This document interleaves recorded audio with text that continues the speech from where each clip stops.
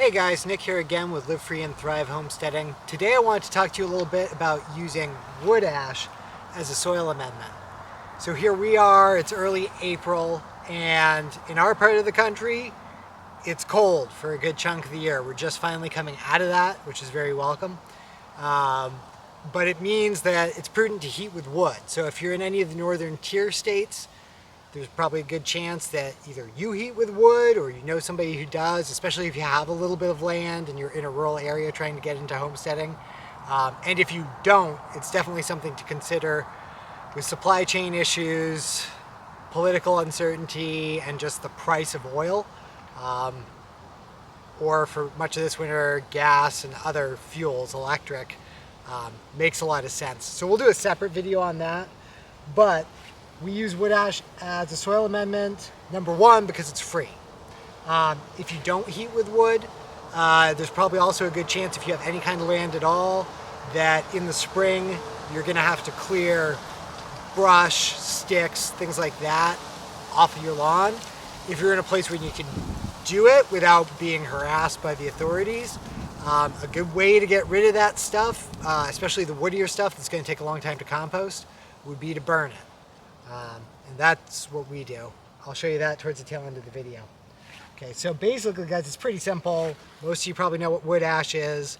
The ashes are the white part. I say you probably know what wood ash is. In chemical terms, it's a bunch of different compounds. The white ashy component, mostly either calcium carbonate, calcium oxide, which is basically the same as lime you would buy at a garden shop. So honestly, for the most part, I use it similar to lime. That's the biggest component in the ash. So what properties it has, it raises soil pH, makes it less acidic. So where we are, again, long cold winters, it means during the last ice age we had glaciation here. So those of you guys along the northern tier where you had glaciation, you probably have similar soils to ours. In that they may be acidic, they may be sandy, gravelly. So that's an ideal place to use this. If you have alkaline soil, not a good idea. This will make your soil more alkaline. If you have clay soil, may not be ideal for you. But I use it primarily as a lawn amendment or a field amendment to grow grass. There are some other compounds in here, so you do get, I don't test our wood ash or anything, but up to 10% of it can be potassium.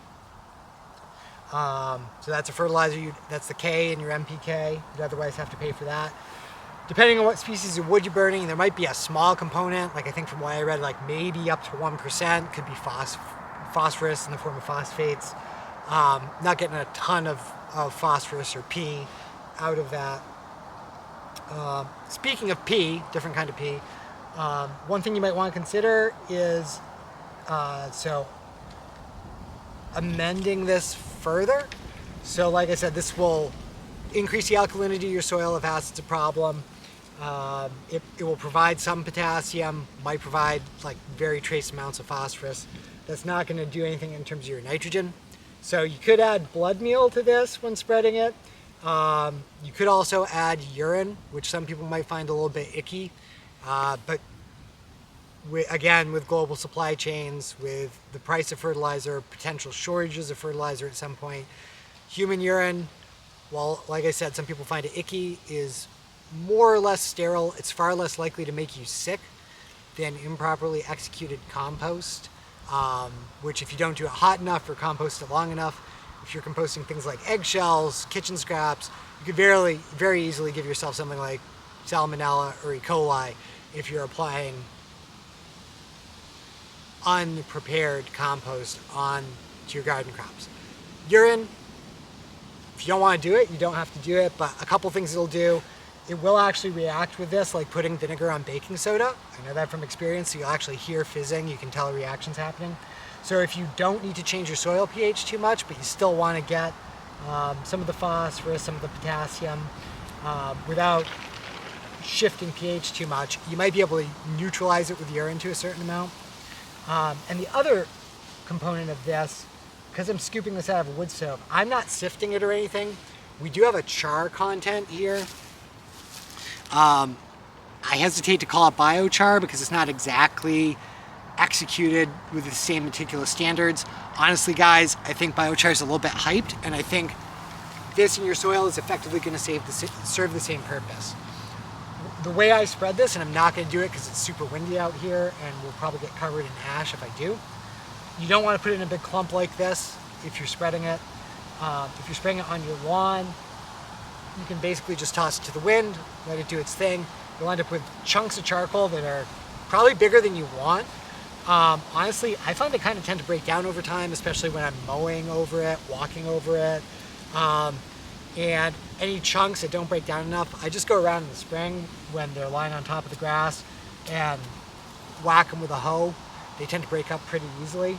So you do get a nice char component in your soil, and we can talk about biochar another time. That's pretty much it in a nutshell, guys. So until next time, this has been Nick with Live Free and Thrive Homesteading. And by the way, if you don't mind, like us, subscribe. It really helps out the channel. We're just starting out. We're going to do some things over the next several weeks to try to up the production value here. Right now, just trying to get out some content that's timely, because a lot of you are itching to get outside, to get those gardens started, and we didn't want to hold off until it was too late for a lot of this stuff to be used. Hey guys, so just a quick addendum here. I realized that I forgot to show you, like I said I would at the end of the video, how we dispose of brush, scraps of wood. We've got a pretty big fire pit here. It's probably 4 feet by 4 feet. It's kind of dwarfed by this pile of brush at the moment. I would say during the winter and spring, we probably go through several piles this big that otherwise we would have to just drag off to the edge of the property line, pile up. There's nothing wrong with that, although brush piles can kind of attract rodents. They just don't go away very quickly. So personally, I would rather burn them. It's a fun recreational activity. Plus, you do get that ash and char like we were talking about as a byproduct.